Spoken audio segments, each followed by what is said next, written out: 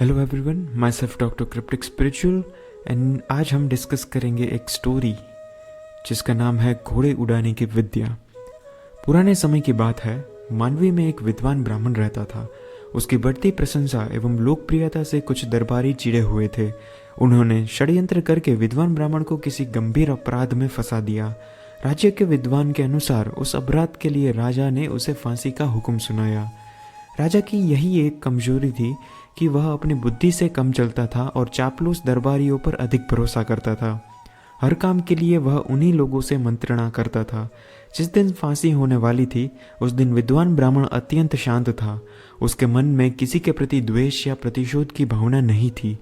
जब राजा ने विद्वान ब्राह्मण से उसी अंतिम इच्छा प्रकट करने को कहा तब उन्होंने तनिक सोचकर बोला कि राजन, मुझे एक बात का अत्यंत दुख है कि मैं आपको घोड़े उड़ाने की विद्या नहीं सिखा सका।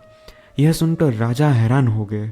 उसने विद्वान ब्राह्मण को जेल से तत्काल बाहर निकलवाया और फिर उन्हें 1 वर्ष का समय देते हुए अनुरोध किया कि इतने दिनों में वे उसे घोड़े उड़ाने की विद्या अगर सिखा देंगे तो वे उनको छोड़ देंगे। चापलूस दरबारियों अपने अल्प ज्ञान के कारण यह नहीं कह सकते थे कि यह दावा झूठा है। विद्वान ब्राह्मण जेल से छूटकर अपने घर गया। वहां उसकी पत्नी गंभीर चिंता में थी। ब्राह्मण ने पत्नी से पूछा, क्या तुम खुश नहीं हो? पत्नी ने कहा, स्वामी, पति की मृत्यु टलने से कौन पत्नी खुश नहीं होगी, परंतु मैं इस असंभव विद्या के कारण चिंतित हूँ। 1 वर्ष पूरा होने पर क्या होगा यह सोचकर मन डर रहा है। इस पर ब्राह्मण ने मुस्कुराया और बोला, प्रिय, शास्त्रों के अनुसार समय सबसे बलवान होता है, इसलिए मैं आशावादी होकर राजा के लिए समय यह खरीदा है। इसमें 1 वर्ष में कुछ भी हो सकता है।